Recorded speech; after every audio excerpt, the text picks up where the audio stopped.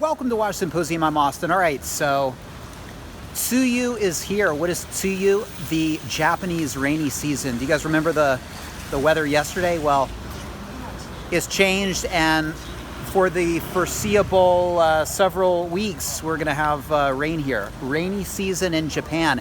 That's why you want your oysters. Do you want your Cellinis?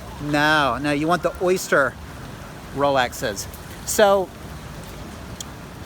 there was a comment from Dr. Raymond, and he's having a bit of a first world problem. So he's come to the right place. All right, so not the link, but check out the description of this video, and you can see exactly what he wrote. His problem, if we could call it that, no, he does. He's got a dilemma. All right, and it goes like this. He has a Batman. He has a Batman. I gotta get somewhere drier. All right, we'll continue this. All right, that's much better. Okay, so Dr. Raymond has a Batman, a BLNR ceramic GMT-Master II, and he's had it for about a year. It's still got stickers on at least part of it. I have a feeling he doesn't wear it. It's a minty example. I'm assuming box papers. And he's been offered a trade. Now, let me just say that Dr. Raymond has an all-black ceramic GMT that he does wear. Now, he states that he has this Batman for his enjoyment, not for investment purposes. Now, a lot of people would say, you don't wear it and you got the sticker still on it. Are you sure you're not looking at it as an investment? But I know where he's coming from, because I don't look at my pre-ceramic Pepsi GMT as an investment. It's sort of a piece that I enjoy, but I don't wear it. I sort of get enjoyment out of having it and hoarding it and just sort of enjoying it in all its perfection. And perhaps the Batman for Dr. Raymond is playing the same role. And the all black is what he's using. All right, so he can get for that Batman a Batgirl and 6,000 USD in cash, and it's a very tempting offer. And let's look at the advantages of doing that. Well, all right, you would get a Batgirl, you'd get a newer model, it'd have a newer movement. That's a good thing, right? Not that the Batman has a bad movement. And you would get the Jubilee bracelet, which you could use on your all black, which could be kind of cool. And it would give you just another bracelet to change out and whatnot. Now, I don't know if you intend to use the Batgirl. I don't know if you're going to keep it all minty like the Batman, but if you are planning on at some point using the Batman,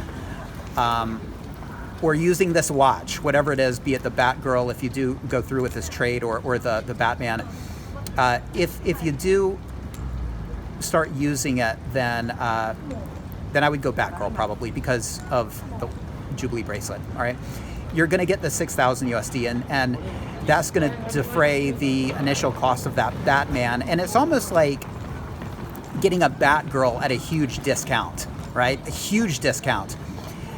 You know, I don't know what you paid for the Batman, but let's say that you got it for retail. Let's just say 11 grand. Well, that's like getting a Batgirl for 5 grand, all right?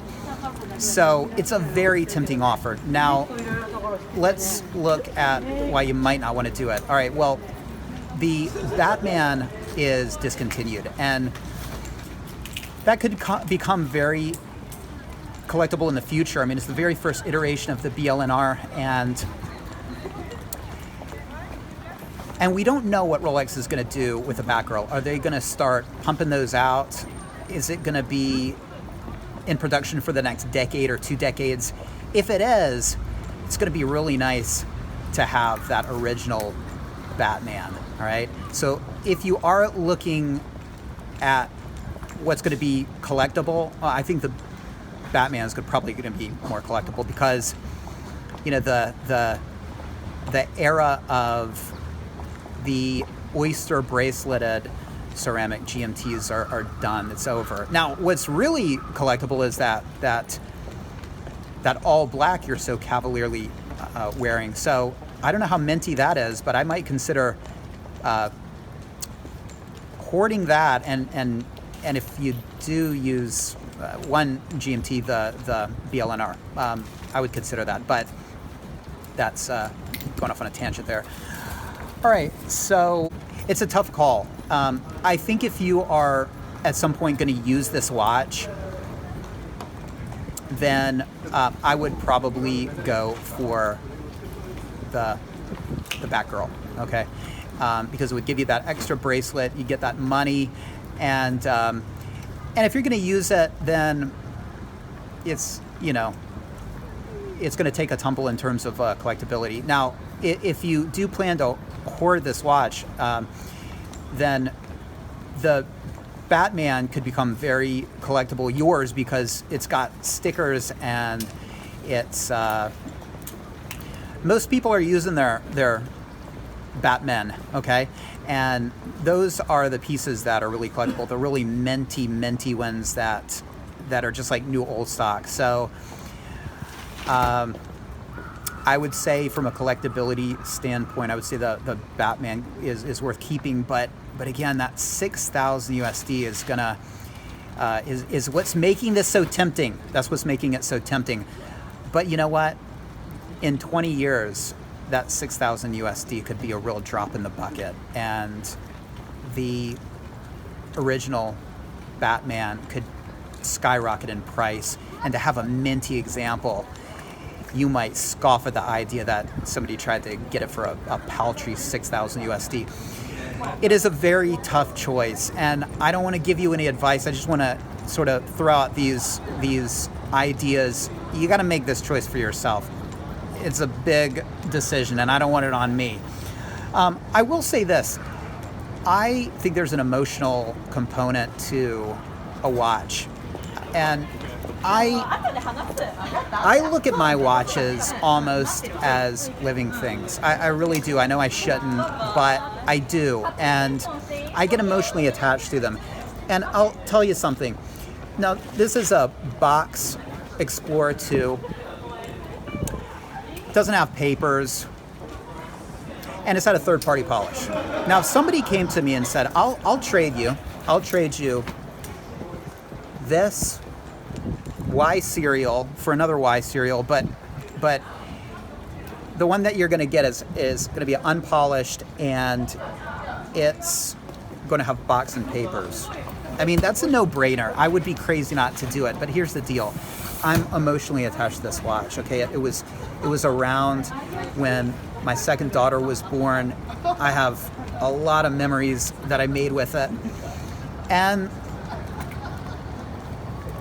I can see just saying, you know, I'm really good. I really like this watch, and I'm just going to keep it. Now, if I was looking at it from a cold financial collectability point of view, yeah, you'd get the minty, unpolished box papers example. But I don't know that I would, because I would be sad to see this go. It would make me sad that I was sort of getting rid of it, and I would feel like I forsaked it and did it wrong. And it's funny because it's not alive, and it doesn't feel, and it's not a cat that you're getting rid of for a better cat or something like that. It's a damn watch. And I know, but there's an emotional component. And there might be an emotional component with your Batman. And that's something to keep in mind. It is kind of special to have a minty Batman at this point, and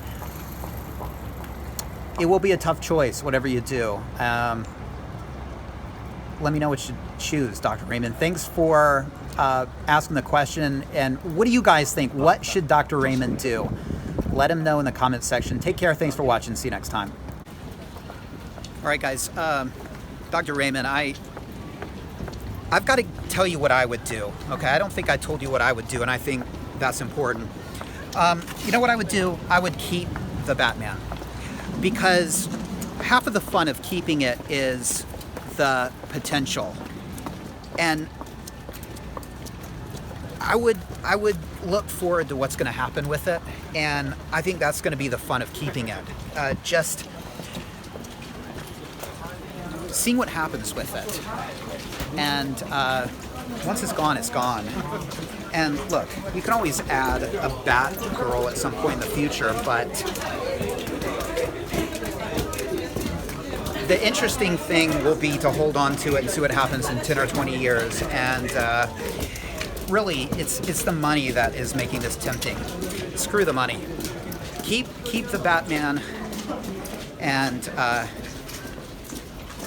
that's what I would do. Okay, but ultimately it's your decision. All right.